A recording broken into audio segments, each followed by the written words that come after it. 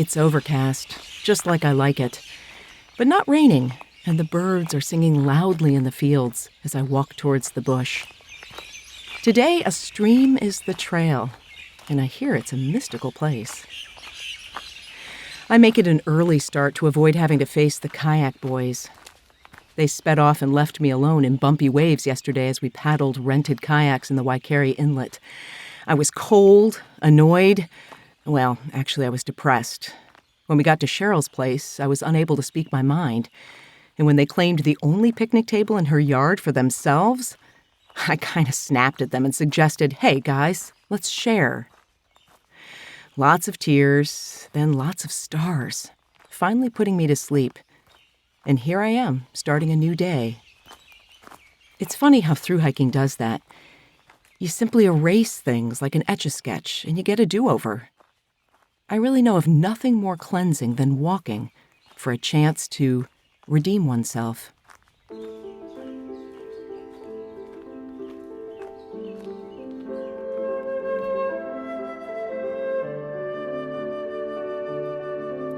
You're listening to The P-Rag, Unfiltered Adventures of the Blissful Hiker. I'm Allison Young, the Blissful Hiker, sometime professional flutist, sometime voice artist, and full-time pedestrian. Like that small backpacking essential of the same name, the P-Rag tells the sometimes unglamorous but vital truth about empowerment as a badass woman who really doesn't need permission to blaze her own trails in this journey that we call life. I want to thank Lecky Trekking Poles for supporting the P-Rag podcast. If you want to be a blissful hiker, Lecky's should be in your hands.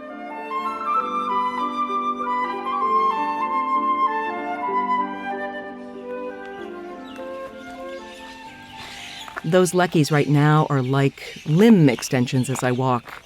I'm mostly ultralight, though food, my rain gear, and the audio tools I use to capture the sound you're hearing add some weight. But it's easy walking through farmland with horses and cows. Someone's got his weed whacker set on high this morning.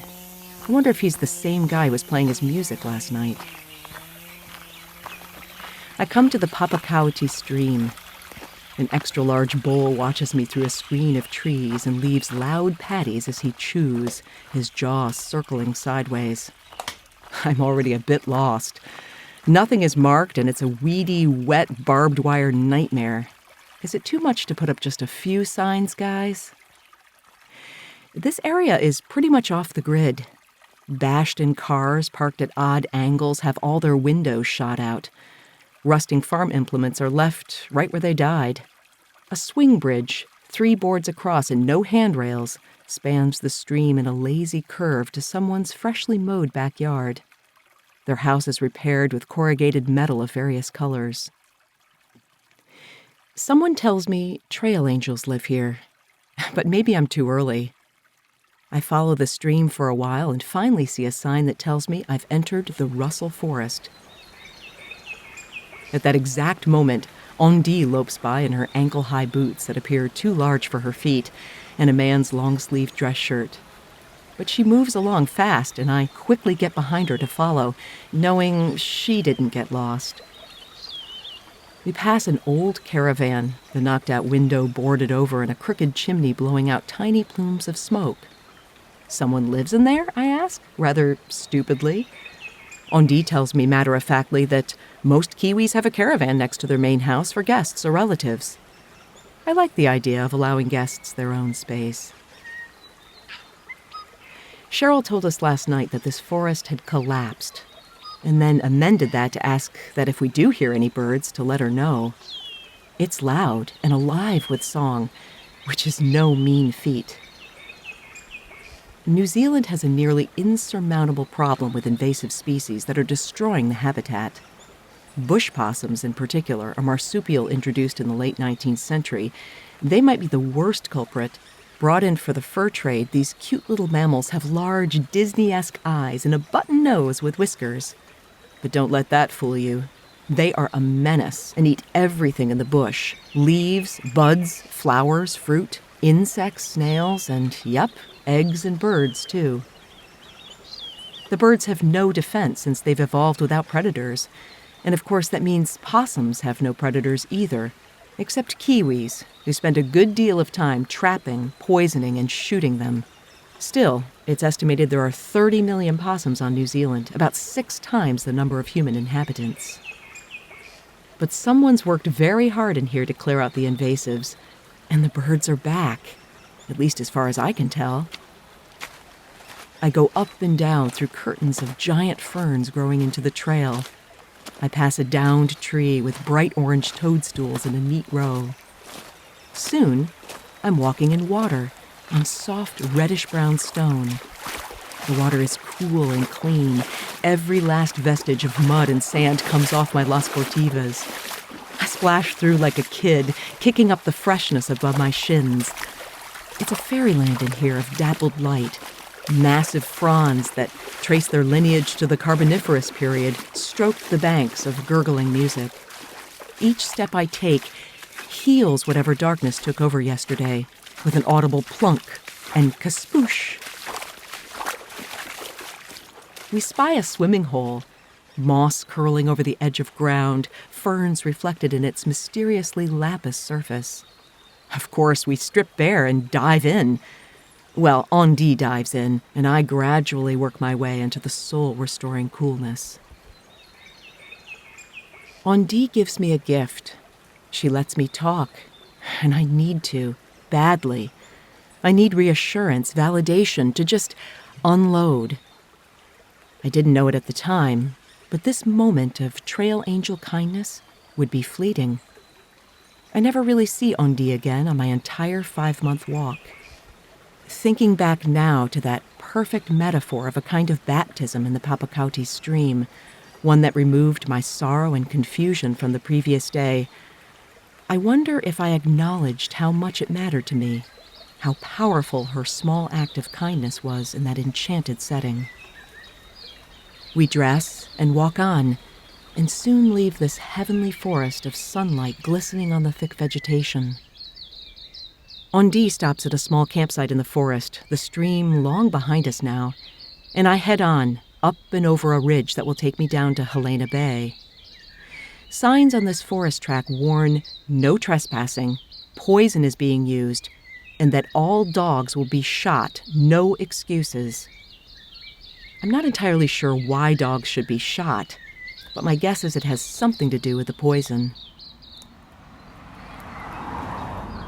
Soon I leave the forest altogether and come to a road and stop at a Maori marae to have a snack in the wind, the hot sun moving in and out of cloud. As if to honor this primeval forest I've just walked through, I eat some gummy dinosaurs, and I remember that Bram gave me the rest of his gummies last night when I felt so bad. I hope I remember to thank him. Ondi lumbers past me, and I see her at the main road putting her thumb out for a ride. Okay, folks, it's the moment of truth. Do I walk the next 9 kilometers of road, or do I skip it? It's not like anyone will care what I do. You know, it's a funny trail, this Te Araroa. You go from conjunctivitis coast of blowing sand beach, to epic mud, to kayaking, to a stream walk, and finally, to tarmac. I took a leave of absence from my job for this? Well, not really that much. The air is cool and the day is clear. I'm here, and I'm just gonna walk it. It actually reminds me of this weird bike route I rode one summer, Bike Route 41 from St. Paul to Canada. It's not a trail, though it uses trails. It's a route. So sometimes you're in traffic and ride into the less attractive parts of town. And sometimes you're on a 2-lane highway with barely any shoulder and cars whizzing past at 55 plus. So no, walking on road doesn't bother me that much. And besides, I get to see how people live. Along here are interesting homesteads of cobbled-together bits and pieces. Always a few comfy chairs out front, a rain barrel, lovingly placed plants, and of course, a caravan permanently parked. Flowering tea trees work all the way up the hillside. 3 tough guys are animated in their talk at the mailbox.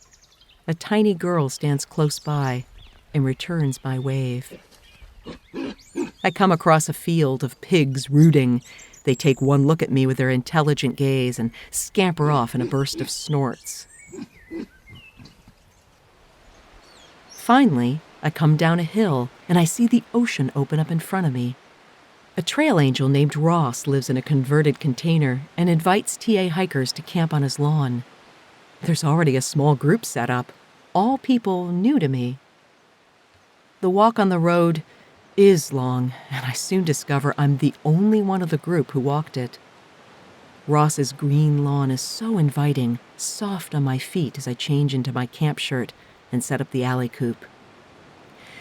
I make a quick dinner of tuna and couscous plus cheese, then head to the beach, a horseshoe of sand hemmed in by steep bush-covered hills jutting straight up from the ocean. The sand is also soft, the bay's waves gently caressing my bare feet. A dog comes to play with her stick, which she fetches for me over and over in the surf. It's only 6:30, but I'm exhausted. I put my feet up at a picnic table, and I think about how I felt guilty getting upset yesterday. But now think, what good does that do? As though I punish myself for having feelings. The truth is, I'm insecure about what I'm doing here, and the slightest dismissiveness rattles me. But right now is so nice, and I make a deal with myself to take things as they come and, at least try, to let go of the things that don't work. I turn to go, saying goodnight to this lovely place, and head back onto the grass where all the little houses sit in rows as though sharing a giant lawn. A woman about my age crosses my path, and I smile and say hello. She's surprised by my accent and smiles back. I ask her the standard question if she might have a beer I could buy. Her smile turns to a frown and a furrowed brow. "You need one?" She tells me there's no beer at her house, so I thank her, thinking she might be a teetotaler, and continue walking back to the tent. "Wait," she says. "What I meant was, I don't like beer. I prefer champagne." And that was the beginning of the end of a beautiful day.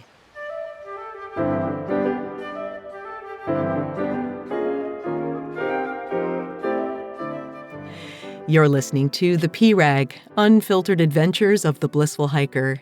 Through sharing my stories of walking long-distance trails solo as a middle-aged female hiker, I hope I can empower you to find your own inner badass and learn to hike your own hike, too.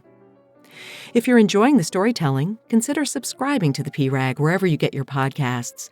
And if you listen on Apple, I'd be over the moon if you'd consider giving me a review. It really helps others like you find the podcast.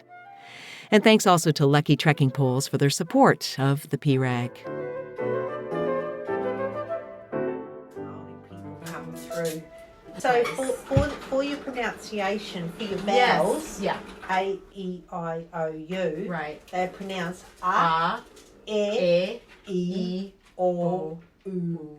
Okay. And here I had just promised myself I'd take things as they come, and Tracy walks into my path. She's a midwife, and her husband Ben is a carpenter. Her dad and cousin all have places here in the Bay, and they were just getting ready for cocktails. I'm invited right into the center of this family. Tracy holding court in the corner, surrounded by picture windows looking out to the beach. I begin to learn things like correct Maori pronunciation, such as WH is an F sound, as in the city they're from, WHANGEREI, Whangarei. I also learned that their little beach home is called a batch. It's spelled like Bach, but pronounced batch. I think you need some more beads. I burnt how many last weekend? All the bases. All the bases I and got stuff. obsessed with beads, buying them for down here. What's Beads. it? Bead. A Bead. bead. A bead. Bed to sleep on. Oh, bead! I meant like beads. A bead. Yeah. You sleep on the bead. She's bought about 10 beds lately. And wonderfully, I'm invited for a second dinner of lamb chop from their farm and vegetables from their garden. They then offer me a bed pronounced bead, but I decide to go back to the alley coop and thank them, stumbling away full of nutrition and good feelings. I'm snuggled in for only a few moments when suddenly the heavens let loose with torrential rain just pounding on the taffeta-like dynamite tarp of the alley coop. No flooding, no leaks, but what a sound it makes. I pack up wet in the morning, but well rested in the lullaby of white noise, the bay covered in low fog as I head straight up a steep ridge with a chance to look down at all the little batches. Thanks, Ross, for a cozy night on your lawn and fresh water from my bottles. And thanks, Tracy and Ben and your family, for inviting me to dinner and for sharing your evening with me. The sun peeks out of its shroud, and my pants are soaked up to the waist from the thick undergrowth, a car wash thwacking me as I walk past with last night's downpour still on their leaves. I follow the ridge before ducking into forest on a narrow track of just my 2 feet in width, then notice a tiny spur going up. I always make many demands for where I stop. Out of the wind, shade, a view, something to lean on, no mud, and I find it up this spur, amidst kauri, though I'm very careful not to step too close, leaning instead on a rimu and watching the branches swaying in the breeze. I'm almost 2 weeks in on this adventure, and being alone in this out-of-the-way spot for my brunch is absolute bliss. I pack up and continue on, walking along a trail with very little mud, no river, no blowing sand, but some of the hardest up and down steep terrain I've ever encountered in my life. Just then, a fit Austrian I met last night named Leonhardt, or Leo, catches up to me, and I walk with him for a few K. Leo talks non-stop and about as fast as he walks, nearly running in here. But he pauses long enough for me to tell him about the kayak debacle the other day and how upset I was. He stops in his tracks for a moment, as if to drive his point home, and exclaims in his thick accented English, "Oh my God, that's totally a guy thing," which instantly cracks me up and causes me to forget all about feeling sorry for myself. We push on, up and down and over roots, slipping a little as we move, and Leo gives me the quick story of his life. He quit his job to travel, and will do so until the money runs out. He refuses to walk any roads whatsoever, and actually hitched here from Pahia 2 days ago for me. I realize I'll likely never see him again once he moves on. Too bad, because I really like Leo already. Leo talks and moves so fast, and finally I have to slow down. I watch him disappear behind ferns as the trail dives down into the forest, and I wonder when he'll notice I'm not behind him anymore. I crawl out of the forest now and cross open fields under clear skies with views far back to the mountains and bays. I come to a kauri dieback cleaning station, but it's empty, and I try as hard as I can to scrape off the mud on my shoes, but it's a fool's errand, and I'm sure to be carrying bad stuff everywhere I walk. The first days of the Te Araroa feel so long ago, and I remember thinking I'd never connect with anyone. And now, in these last days, as I find my own pace, I love my solitude, especially high on this open ridge where sheep safely graze next to million-dollar views. But those views don't last long as I take a turn right back into deep bush on the Morepork track towards Whananaki. Mud confronts me immediately, and it's the Ratea Forest déjà vu all over again. Another cleaning station is tended this time, and I disinfect my shoes, scraping them on the plastic brushes. I follow a stream that crescendos as it hits rocks, feeding into a deep green pool partially hidden by ferns. The name of the track changes to Onekainga, and here the real advanced tramping track begins. I thought the other stuff was hard?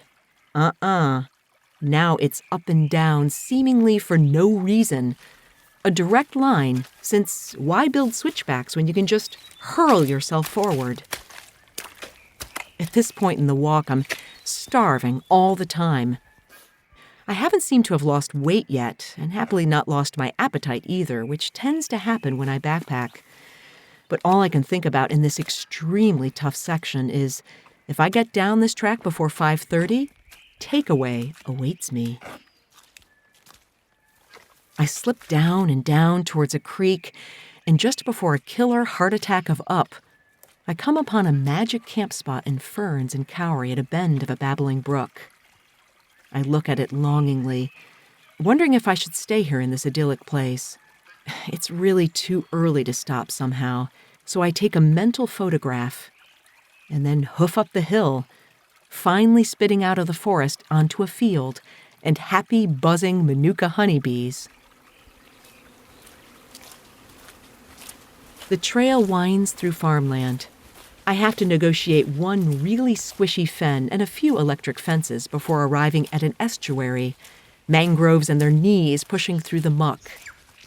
Birds flute in the trees as the path finally widens to a vast sandy expanse, houses tucked in looking down from a small rise towards the longest footbridge in the southern hemisphere, one that I'll walk tomorrow.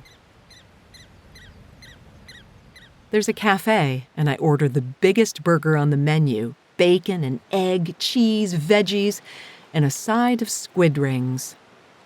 While I stock up on camp food and chill under the canopy, Kathy charges my battery and directs me to some free camping up the road. And what do you know? Bram shows up right after me. After 3 attempts, we get our tent snuggled next to a building out of the wind on soft grass. A live band plays reggae across the street, and we sit looking out as the sun pinkens the estuary. I present Bram with a bag of gummies to settle up after the other night, and he pulls out of his bag a large bottle of Steinlager to share. The reggae doesn't stop until the wee hours, but I brought earplugs, and soon I'm asleep, thinking of all the magic in these last 2 days, the trail angels who showed up just when I needed them, like Leo and Ondi, Ross and Tracy, Kathy, and now Bram. I don't really see any of them again, and there's not another moment like this, even with Bram, who's walking the entire trail too. I don't know that at the time, but it teaches me now that we never know for sure when it will be the last time we have with someone, when a special moment of generosity and shared experience will be all there is. That, of course, goes for bad stuff, too. All of it passes eventually. Nothing illustrates that more clearly than a long-distance through hike. That idea that we will never pass this way again. So the best thing to do is stay alert, stay present, stay fully alive in where we are.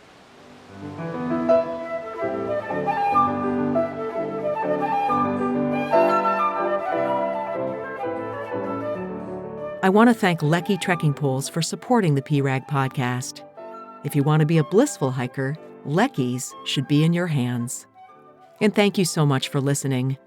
If you enjoy the storytelling, please subscribe and go ahead and rate it. And better yet, write a review at Apple Podcasts. Like this one from fellow pedestrian who writes, "Thank you for taking me on the Te Araroa hike virtually. What a joy to experience it without blisters on my feet or mud on my shoes." And it's so nice now, fellow pedestrian, to just talk about blisters and mud from the safety of my home. And by the way, the music you're hearing is me playing flute from many, many years ago. You can find this recording on iTunes. You can also find show notes and more about my hikes all over the world at the website, theprag.com. Next week, it's glorious seashell-filled beaches and tide-timing estuaries to cross. Until then, my friends, happy trails.